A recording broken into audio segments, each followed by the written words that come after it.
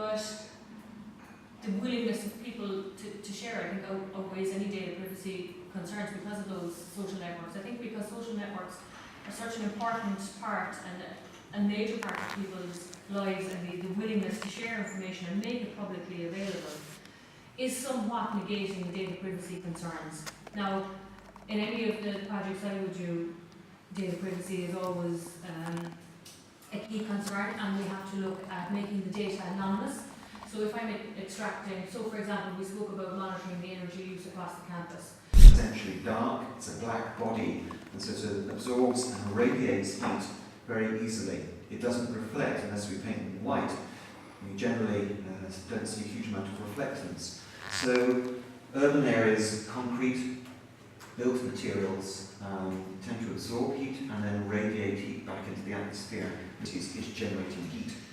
So that heat goes out, and you tend to find in a classic city, the central parts, the main core parts of the city, are the hottest, and also where air circulates the least, and then to come out, of course, the heat layer drops off. Okay, so that's what is called a heat island, core to periphery, centre to edge of the urban area. The bigger the area, the more intense that is, but we have a very definite heat island in Cork. You can go from Patrick Street to where we are, and you'll see a very definite drop in temperature. We talked about like what our kind of ideal idea of a city could be, and we're thinking of maybe finding out like a city in the world that is around the same population size as Cork, that kind of fits the kind of idealisms that we thought about. And interestingly, there's been no follow-up.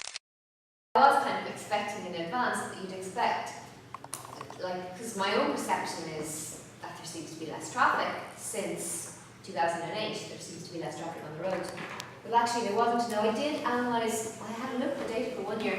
What seems to be happening is that overall volumes of traffic over the 12-hour period from 7:30 in the morning to 7:30 in the evening is the same. But what you find is the morning peak traffic has fallen, especially in some areas. Now, in areas like, say, near the colleges, near here, or UCC, CUH, they're always really busy in the morning, and that was not much change. If anything, it could be a slight increase. I mean, possibly because some people are going to go back to education if they lost their jobs. How you were saying that it has increased, but there's not much traffic in the outer Gordon.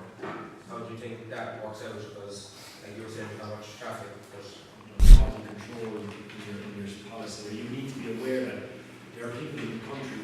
There was a report, I don't want to go too much into it, but there was a report in 2005 that SEI commissioned, Sustainable Energy Ireland Commission, to look at the homes that were built. The home that was built in the Broome was built substantially, the quality of the build was substantially below the specification. There, but if we don't have quality control, it's not actually happening. And we're still using energy, we're still contributing to energy. You haven't solved the problem. Yes, you feel great, you've got this policy, you're slapping the table, but I think you should somehow build in your policies that there should be better regulatory control on the construction, okay? Not just great ideas, like it's great to come up with good innovative solutions, but a huge problem is what's called building control. Building control has no presence, and I think that's something that you should certainly consider. It exists at the moment, it exists. There's the Building Control Department, they're called, or the Building Control Act, but they seem to be underfunded, they seem to just be non-existent, they don't seem to have the penetration, the presence that you get in the United Kingdom, for example.